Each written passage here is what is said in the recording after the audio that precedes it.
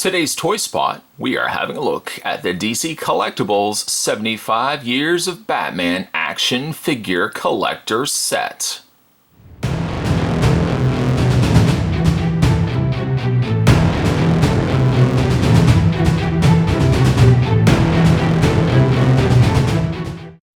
You guys have been asking for a review of this, certainly for the longest of times. Spot finally is coming around to having a look at the 75 Years of Batman Action Figure Collector Set. Inside this set, celebrating 75 years of the Caped Crusader, you get not one, not two, not even three, but four figures inside from different artisan designers. Before we have a look at that though, let's have a look at the box itself, which is a very large box. Apologies though, you can't see all of it in the scope of this review. There's the bottom, there's the top, all the way up there. On the front of the box, you have 75 Years of Batman Action Figure Set. Also the Batman emblem there with 75 years in the corner. If you open this up, you are immediately treated to tins inside. Let's have a look at those. Four tins are all similar to one another. They are a black metal tin featuring the same crest on the front, 75 Years of Batman. Nothing is different between them other than what the figures are going to be inside. The figure Batman sets consist of the figures included are the Greg Capullo Batman, the Alex Ross Batman, the Dark Knight Returns, and the animated. If we open up, for example, if I open up just one of them, the presentation will be the same on all of these. So here you have the animated treatment of Batman, which is almost more in the vein of the Super Friends Batman as opposed to the Batman animated series. They all come packaged inside a plastic kind of impressed insert, so to speak. And the figure, as you can see, is twist tied around the waist section. That carries over with all four figures. And there's the back side of the tin. Nice metal tins. I do like the presentation quite a bit. So we had a look at the larger box. We had a look at the individual tins. Spot's going to take a break and get these opened up. When we come back, we're going to have a look at the four Batman figures that make up the DC Collectibles 75 Years of Batman. There's more heading your way, guys. Don't go anywhere. Now that we've opened up the four figures, let's have a look at them individually. Now, all four figures, even though not all four are presented with them, all four figures do come with circular display stands featuring the 75 Years of Batman, that same crest that we saw on the boxes and the tins. They are the exact same on all four of them, and currently the only one I really got standing on one is the Dark Knight Batman, for obvious reasons that he just doesn't stand very well. But you do get four of these. I just didn't put all four out. Put that to the side. Alright, so maybe what we'll do is we'll kind of start from the one end with the animated, then we'll go through the Dark Knight, the Alex Ross, and Greg Capullo releases. Let's first have a look at the animated treatment of Batman, which I find each of the figures certainly represent elements of Batman throughout his 75 years of mediums, whether it be comics, cartoons, and whatnot. This, I suppose, could be argued that some would say that this particular Batman should have really been represented better by the Batman animated series Batman and not so much the Super Friends. Given that, I would still say the Super Friends version and the Batman cartoons that predated that have been on airwaves a lot longer than that of the animated series. And this is one of Batman's first first appearances. So I would say that it warrants having this guy released in this set. Now granted, it's not to say that this figure is spectacular. In fact, I'm almost slightly disappointed that they gave him these colorings. You can see that they gave a consistent gray, yellow, and black coloring with all the figures, that they don't really vary at all from one another. This one I think should have been better represented here in the blue and the gray colors, notably so, as they given him more the look of the animated series while using what appears to be the DC Direct release of the Super Friends Superman, or Batman in this case. He's got a more kinder looking face, I suppose, but it's jarring to me to see him presented here in this coloring. I feel like just looking at him, his colors seem wrong. They should be blue, they should be gray, and they should be the yellow, not swapped out for black. But the face sculpt, for what it is, representing a much more lighthearted Batman, I think fits the bill, just not crazy on the coloring. The cape and all the other capes on these figures are a soft rubbery fabric, soft rubber material. The sculpt on the utility belt, again, is pretty good. No real complaints right there. I find, like, for some reason or another, like, the ear seems mangled and chewed on this Batman. Probably just a QC issue when it was coming out of the mold, but it just seems like it's really noticeably gnawed at the top of the ear point there. Articulation on this particular Batman, he does have just a straight swivel. Hinge shoulders out, which rotate forward and back. Of course, the cape is kind of obstructing some of that. He has a bend at the elbow, no waist swivel, forward and back motion, bend at the knee, and that's it. So limited, yes, by today's standards and some of the stuff that we are getting now from DC Collectibles. A figure like this does come across a little bit more primitive. It's nice that we get a little tip of the hat to one of Batman's earlier appearances, but I'm sure many would agree Super Friends Batman was fine, but he probably should have been represented better, I think, with the animated series Batman. Whether Batman from that figure release was actually really in heavy production where they had the mold available at the time that this figure set came out is debatable. But again, like, I feel like if you're going to at least give us this particular Batman represented from the animated series or Super Friends, I feel like the coloring should have represented that as well, not given us the coloring of the animated series line. Moving along, then, we have the Dark Knight Returns Batman, depicted from comics. This and all the other figure releases are just remolds to previous release figures, and the Dark Knight Returns Batman is no exception. Very loose, I might add, on the knees.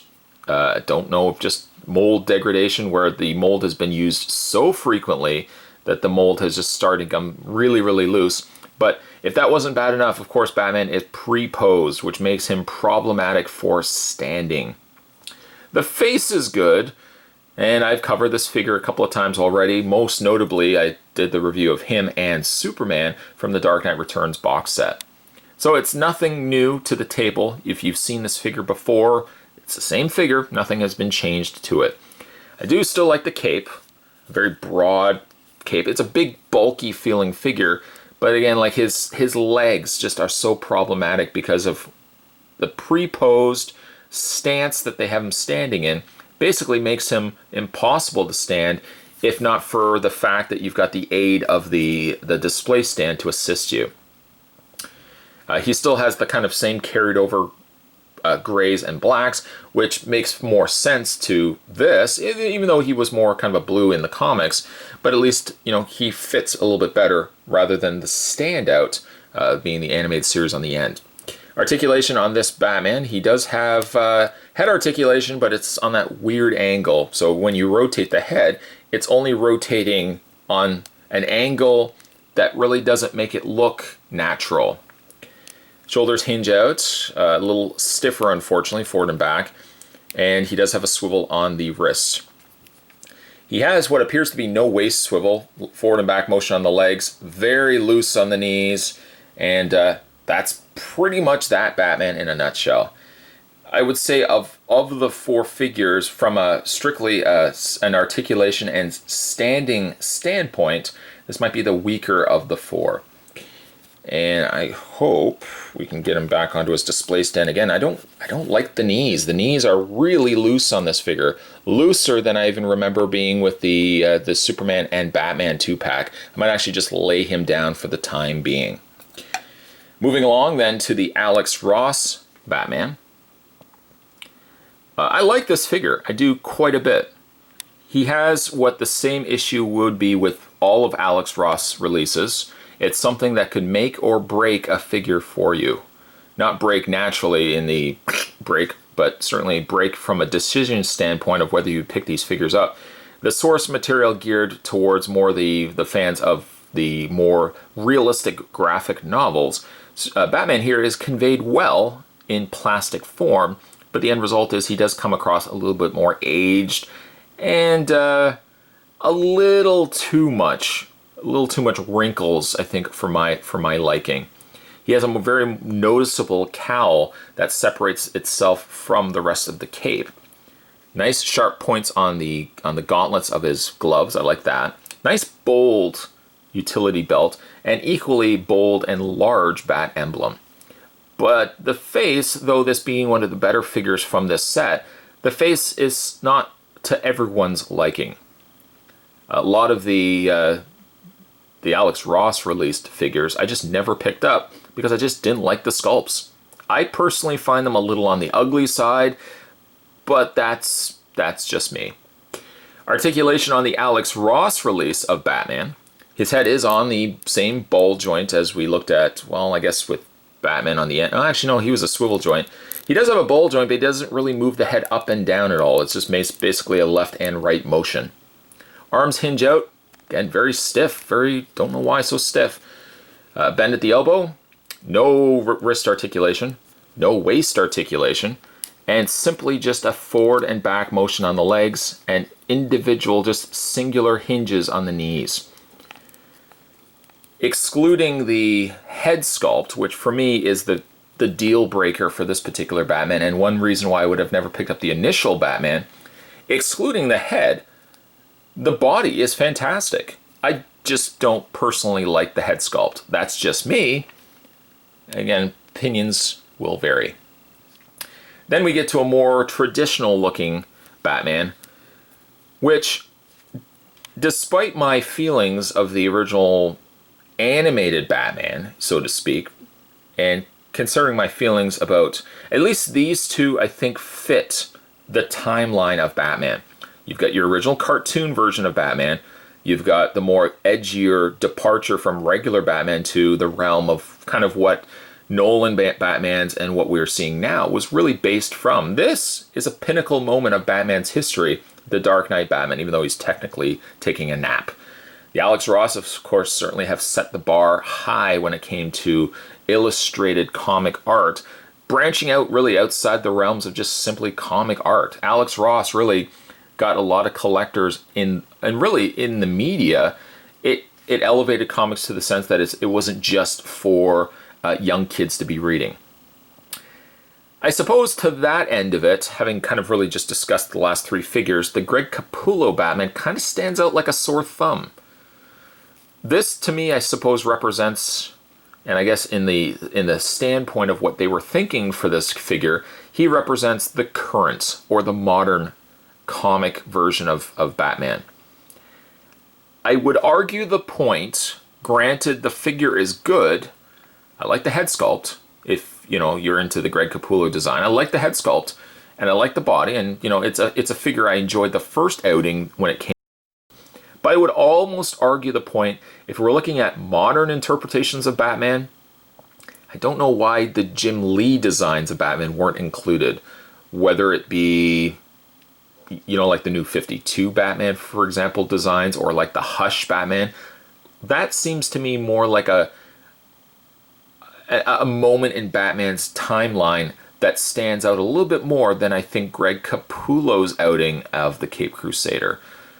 For that reason, I think the figure is okay, but I feel like does stand out in almost like a sore thumb sort of way outside of the other three figures in this set. Other three figures, I can give notable arguments as to why all three of them should be represented. They all should be represented.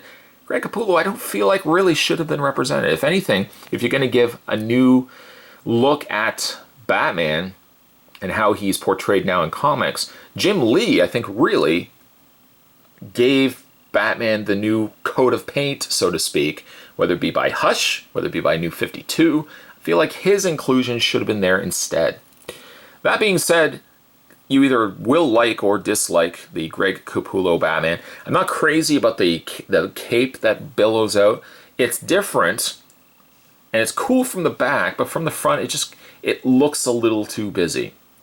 He's also resorted back to the very basic outfit with the gray, the dark gray, the black in the emblem, the black in the gloves and the boots. No underoos. Representing, of course, more the New 52 design. No underoos on this particular Batman. Articulation on this Batman, well, he does have a lot more. This is the one thing that this figure does benefit more so from. Ball joint head, hinged shoulders, rotation on the bicep, a bend at the elbow, which again, all these figures are really stiff. Rotation on the gauntlet, upper torso crunch, a rotation on the waist, ball joint legs, top swivel cut thigh, double bend knees, and a hinge on the foot. So, I mean, he clearly trumps all the other Batmans in this set. But again, I feel like Greg Capullo Batman maybe should not have been included, in all honesty. The set as a whole, I don't think is something that has to be picked up necessarily by all collectors. It's a great little nod. Here, let's pick up the Dark Knight Batman. There we go. It's a good set if you kind of want to just honor, I think, the fact that it's Batman celebrating 75 years. Truthfully speaking, I don't think any one of these figures are good enough to warrant picking up a box set like this. Sure, the figures do represent, pivotal moments in the Caped Crusaders timeline, but I don't feel like this set warrants picking it up, either for the reasons you either already picked up some of these figures, or just the fact that the figures, in all honesty, aren't the greatest to start off with anyways. For that reason, I would say pick up the set if you're a fan of Batman, but if you're looking for just great figures, I would almost look elsewhere. Today's Toy Spot, we were having a look at the DC Collectibles. This was the 75 Years of Batman. This was the 4-figure release set.